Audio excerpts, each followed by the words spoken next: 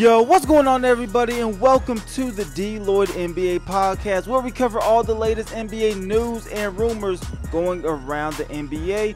I'd like to thank all those who are listening either via iTunes or those that are listening from my YouTube channel at DLloyd NBA. I am of course your host, DLloyd, and today is Tuesday, August 8th. So we had a pretty quiet day in the NBA news world, but we have a pretty good show for you today, and I definitely hope you guys stay through the duration of this podcast. We're going to be talking about Jayson Tatum and how he believes the Celtics would have drafted him with the #1 pick in the NBA draft. Kyrie Irving got some criticism from Ron Harper, but he also got a little bit of backup from a former executive of the Cavs front office. But the first thing we're going to talk about in today's podcast is Stephen Curry.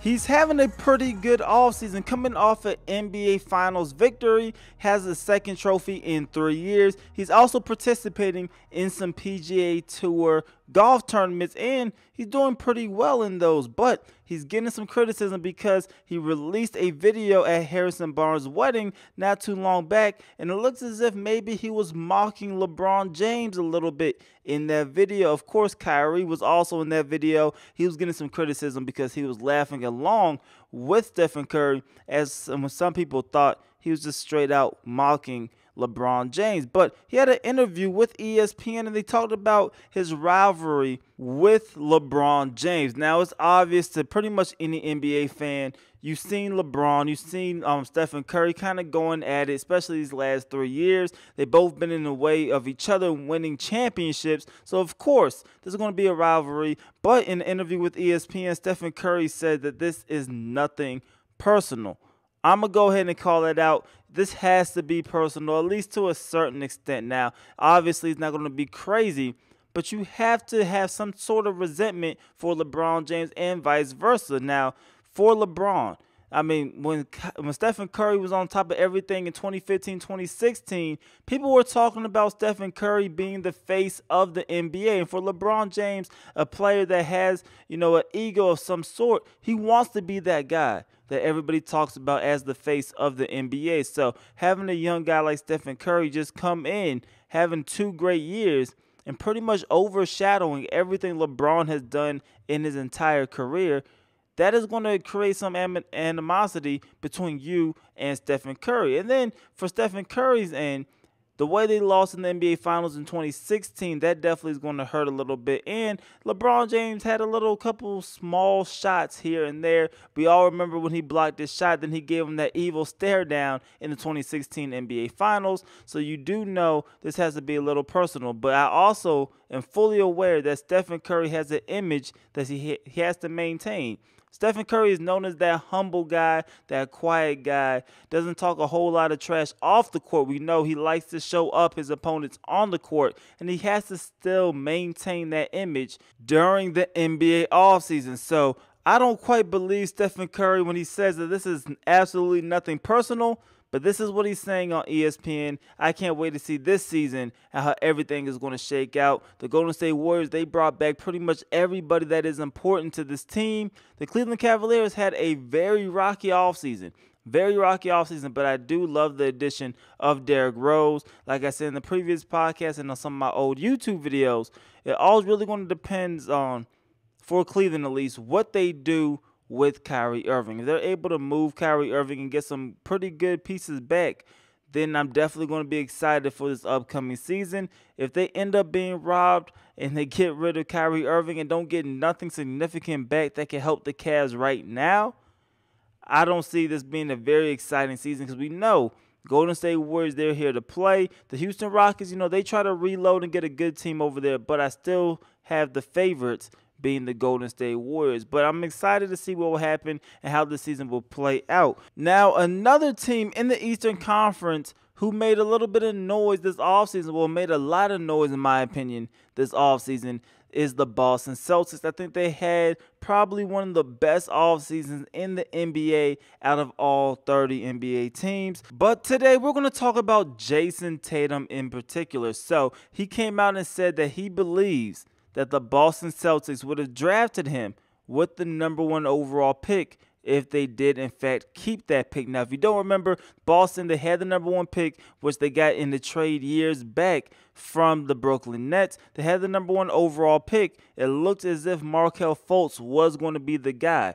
Boston at that time ended up trading down because they said that they were going to get the same guy with the #3 pick that they were going to get with the #1 pick. That guy ended up being Jayson Tatum, and he looked pretty good during the summer league. I like Jayson Tatum a lot, and a lot of people will actually argue that Jayson Tatum could have been the most impressive rookie during this summer league. But anyway, I thought it was a pretty good move by the Boston Celtics. I said at the time on one of my YouTube videos that the move that Danny Ainge did of being able to trade down if they believe Jayson Tatum is that guy was absolutely genius. Markelle Fultz was sitting there.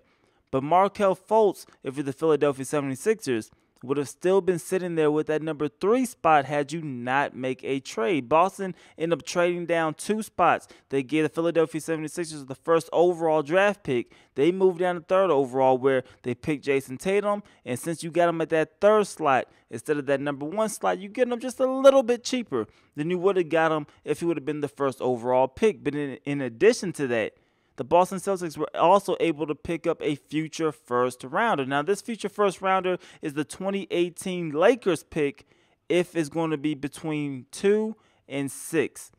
Anything after that, it is no longer going to be protected. And they lose that pick, it's going to go right back to the Philadelphia 76ers.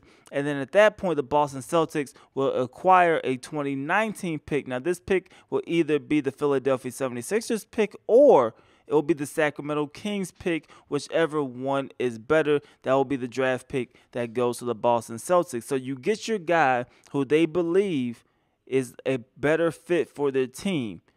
And you end up getting another first-round draft pick. I think that was a fantastic move. Now, some will argue that Markelle Fultz might be a better player, and that might be true. But from the aspect of you believing Jayson Tatum is the better guy, it was a great move to trade down, pick up an additional pick, and you still get your guy for an even cheaper price. So that's what Jayson Tatum was talking about today. I love the move by Danny Ainge. He makes a lot of good moves here and there, and this was definitely one of those moves. Now, the last story we're going to talk about here today is Kyrie Irving. We talked about him yesterday. We're going to talk about him again today, and we're probably going to talk about Kyrie Irving, honestly, for the remainder of the summer. Now, former NBA player and 5-time NBA champion Ron Harper, he talked about Kyrie Irving a little bit. Now, if you don't remember Ron Harper, he was drafted 8th overall by the Cleveland Cavaliers back in the 80s.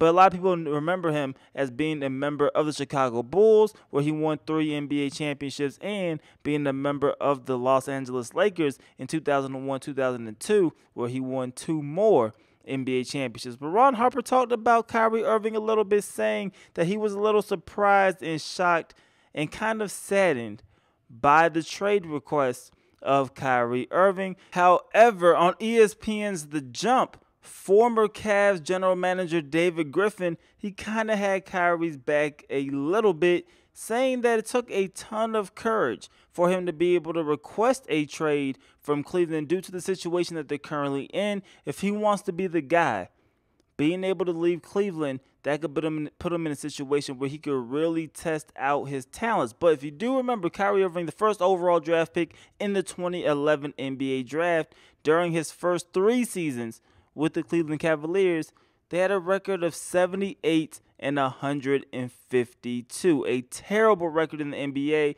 but maybe things could have got a little bit better during the last 3 years since LeBron James has been back with the Cleveland Cavaliers. But when he is not playing, the Cavs are only 4-23 without LeBron James. So when he's not playing, Kyrie Irving has yet to pick up everything and start winning games. So the question now is, can Kyrie win without LeBron James? And that is something that Kyrie probably really wants to test from himself. And that's why I kind of fall in the middle between Ron Harper and David Griffin. Yes, it does take courage. And if you do truly just feel like you want to get out of the shadow of LeBron James, maybe this is the best move for you to go ahead and request a trade. And Kyrie's defense, he did not sign up for the whole LeBron James era to come back to Cleveland. When he signed his contract extension, LeBron James wasn't even on the Cleveland Cavaliers. He didn't sign till a couple weeks after Kyrie Irving signed his big extension. So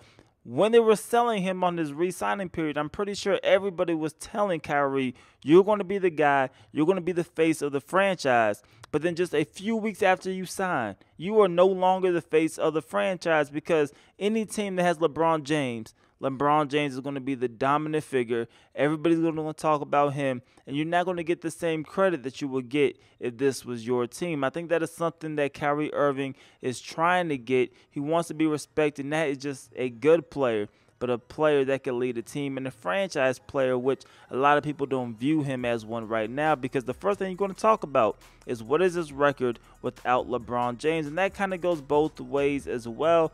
Kyrie Irving didn't show a lot during his first 3 seasons without LeBron.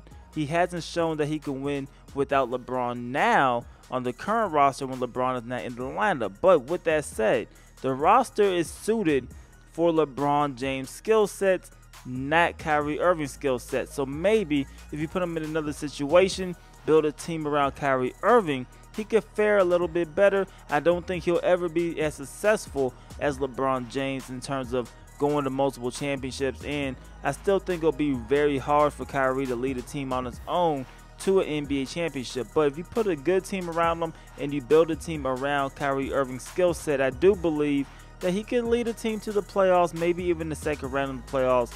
It depends on who else he's able to bring on his team with him. But I don't think he's as bad as everybody makes him out to be in terms of leading a team. I just don't think he'll be able to go to an NBA championship. But that is pretty much all the news that happened. Like I said, a pretty quiet day. As always, you guys can always follow me on Twitter or on YouTube. Go ahead and let me know any comments you have in the comment section, or you go ahead and tweet at me on Twitter at DLloydNBA. We have that discussion there as well. But like I said, that's pretty much everything we have here in this episode. I want to thank everybody for tuning in, either on iTunes or on my YouTube channel at DLloydNBA. Once again, I want to thank everybody for listening, and I will see you guys tomorrow.